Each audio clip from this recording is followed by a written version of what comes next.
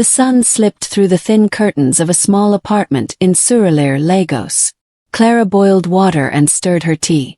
David hummed a soft tune while buttoning his shirt for work at the mechanic workshop. He kissed her forehead. "I'll call you at lunch," he said. The room felt warm and calm. When David left, Clara sat on the worn couch. The TV flickered. She opened Instagram. Vanessa smiled from her screen, standing beside a new white SUV in front of a glass building on Victoria Island. The caption read, "When love speaks, it shines. #grateful heart, #softlife. Clara's thumb froze. She looked at their living room, the hand-sewn curtains, the old but clean rug, the table with a chipped corner. Suddenly everything felt small. That evening Vanessa and her husband, Henry, invited them to a restaurant in Lekki Phase 1. The place glowed with soft lights and glass walls. Midway through dinner, Henry brought out a velvet box and snapped it open. A gold necklace caught the light. People clapped. Phones flashed. Vanessa kissed him and posed as someone filmed. Clara smiled, but something tightened in her chest. On the BRT ride home, she stared out the window at the long stretch of Third Mainland Bridge. Later in their kitchen she said, "You never do things like that." David leaned on the counter, gentle eyes steady. "I may not buy jewelry, but I try to give you peace." "Peace doesn't shine, David," she said and walked away. That night she scrolled again. Comment after comment. God when, soft life, true love. Clara's stomach knotted. She imagined their faces when she posted her own pictures, imagined approval, imagined bright lights touching her skin. She turned the phone toward herself, lifted her chin, and took a selfie by the window. She added a filter, typed, "Soft life loading," and hit post. In the quiet apartment, the kettle clicked as it cooled. The room was the same. But inside Clara, a new hunger rose. It was small, almost tender like a seed.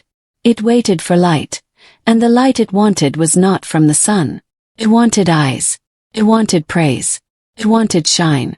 Days turned into weeks. The seed sprouted. Clara bought a new wig on credit, then perfume she could not afford. She followed luxury pages.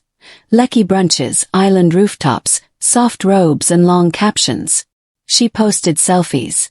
Soft life only. Selective peace. Energy rich. The likes climbed. Her heart beat faster with every heart emoji. She stopped joining David for morning prayer. "I'll pray later," she said, eyes on her phone. She stopped cooking in the evenings. "Order food." "I'm tired," she said, scrolling through reels of curated kitchens that were not hers. The laughter in their home faded. Words became fewer. Even the fan's hum felt louder than their conversations. One night, David came home late, hands full of groceries, shirt stained with engine oil. "Hey," he said, trying a smile. "I got your favorite bread." Clara barely looked up. "Drop it there." He put the bag down and took a breath. "Clara, are we okay?" She looked at him, eyes sharp. "Do I look okay?" "Look at Vanessa. Her husband takes her places, buys her things. What have you done for me?" David's voice shook. "I may not have money for luxury, but I give you peace, respect, loyalty. Please, Clara. Don't let this social media life destroy us. Let's focus on us, not them. Please." He reached for her hand. "I'm begging you. Let's build slowly. I will get there. Just stay with me." She pulled her hand away. "I'm tired of this peace you preach. Peace doesn't pay for soft life. I want more." He stood there, quiet, like a man holding a glass and watching it slip from his fingers in slow motion. "I love you," he said. "I will try harder." But the seed had roots. She turned her face to the glow of her screen. He stood by the doorway for a long time, then picked up the groceries and cooked alone. He washed the plates alone. He prayed alone. In the days after, David started staying longer at the workshop. The shop's noise felt easier than home. He told himself it was work, extra money, better days coming. At night, he walked in softly and found her lit by her phone, smiling at a world that never touched her. Their apartment grew cold without changing temperature. The distance was not measured in rooms, but in hearts. A Saturday text came from Vanessa. Small barbecue tomorrow. Henry insists. David said he was too tired. Clara went alone. The house was in Lekki, with a tall gate and a high wall. Music drifted over the lawn. Women in silk dresses laughed for cameras. Men argued about business in low voices. Someone spun suya on a grill. Henry noticed Clara near the drinks table. "Mrs. Elegance," he said with a grin. "I see you glowing." He poured her a glass, eyes lingering. "Your husband is a lucky man." Clara laughed too quickly. The words slid over her like oil.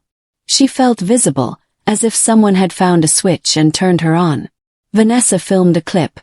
Clara posed, chin up, shoulders back. Later she watched the boomerang. Her smile looped again and again, like a lie practicing to become truth. As the evening fell, small lights came on around the garden. Henry found her again. "If you ever need anything, ask," he said, voice low. He winked. It was playful but not clean. Clara felt her heart rise and fall too fast. She did not ask for anything, but the offer sat in her mind like a wrapped gift. That night, she slid into bed beside David, who had showered and laid out his church shirt for Sunday. She stared at the ceiling, replaying compliments and camera flashes. For the first time since she said, "I do," a question entered her mind like smoke under a door. Did I marry the wrong man? In the next days, the drift widened. David called at lunch. She sent short replies. He sent Bible verses. She sent reels of gold bracelets and weekend getaways. He tried to talk. She avoided his eyes. She posted, "We attract what we deserve." People she did not know wrote, period. "Teach us. Soft queen." One evening, David came home to a quiet house. He touched the curtains she sewed. He ran his hand over the couch they saved for. He whispered to the room, "Please keep her." He did not know why he spoke to furniture. Maybe because the furniture listened. He found Clara on the balcony, her phone facing the sunset. "You look beautiful," he said. She didn't answer. He tried again. "Let's go for a walk after dinner. Just us. No phones." She sighed. "David, please. I'm tired." He nodded and walked away. In the kitchen, he cut peppers and onions while the pan heated. He told himself love is patient. He told himself patience has eyes. He told himself not to cry into the stew. A week later, pounding shook the door at midnight. Clara opened it and gasped. Vanessa stood there, hair messy, face bruised and swollen. Her hands trembled. "Please," she whispered. "Can I come in?" Clara pulled her inside. David brought water and a soft towel. Vanessa cried hard, as if tears had been stored for months, and the lid finally broke. "Henry hits me," she said. "He cheats. He locks me out. He takes my phone sometimes." Her voice cracked. "The car, the necklace. All of it is to cover shame. I post so people won't ask questions. I am dying behind filters." Clara felt the room tilt. The same posts that fed her envy were made from pain. The same captions that pushed her marriage to the edge were written in a house of fear. Vanessa touched her bruised cheek. "I cannot do it again. I am going to my sister in Yaba tomorrow. I will leave him." David sat on the edge of the chair, eyes kind, voice steady. "You are safe here tonight." He set up the couch with a blanket, brewed warm tea, and prayed for her softly. No loud words, just steady faith. Clara watched him. In his small, careful movements, she saw the man she had forgotten. After Vanessa slept, David ironed Clara's dress for work.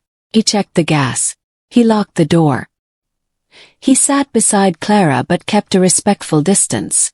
"Are you okay?" he asked. Clara looked at his hands, the same hands that fixed cars all day and still ironed her clothes at night.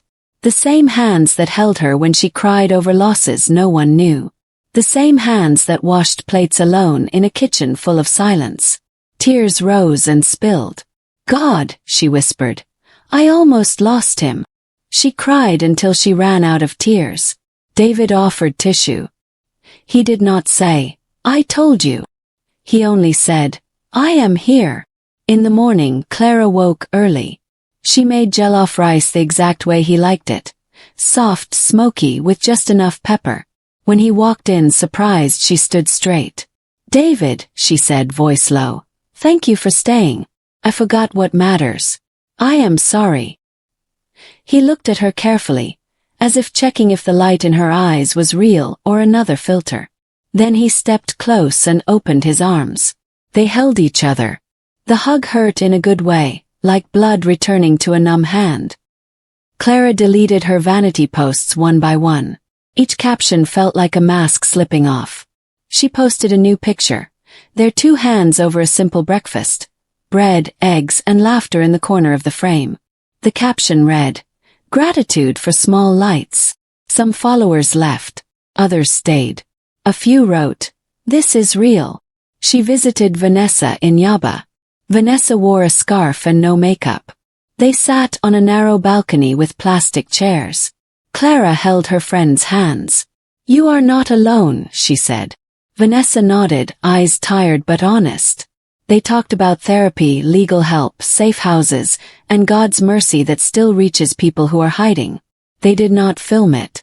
At home, Clara started praying again with David, short and sincere. They took evening walks through Yaba market streets, greeting sellers, buying roasted corn, arguing gently about salt and sugar and silly things. She told him, If we post at all, let it be the truth, and he smiled. She said, I want to learn contentment again, and he said, We will practice together. A Sunday morning came bright and soft. After church in Sabo, they walked hand in hand past children running in their shiny shoes. The air smelled of rain that never fell. Clara looked at David and saw no gold chain, no luxury car, no staged kiss. She saw a man who stayed, a man who begged not for himself but for their home, a man who prayed when she mocked, a man who ironed a dress when her heart wrinkled. She breathed out long and clean. I almost threw away gold because I was busy chasing glitter, she said. What I wanted was online. What I needed was right beside me. David squeezed her fingers. We will still dream, he said. But we will not trade peace for shine. They laughed simple and free. The camera of life pulled back. Yellow buses crawling like stubborn bees. Hawkers lifting drinks to passing cars. The slow river of people moving toward Monday. Sunlight poured through the trees, and their faces warmed. In the quiet part of Clara's heart, a new seed grew. Not envy, not hunger for eyes, just gratitude. Did not need lights. It needed water and truth. At home that evening, she placed her phone face down on the table and set 2 plates. David walked in with flowers he bought from a traffic seller. Small, uneven, fragile. She took them like treasure. Peace did not flash. Peace held. And in that holding it shone. Thank you for watching. Follow for more amazing stories.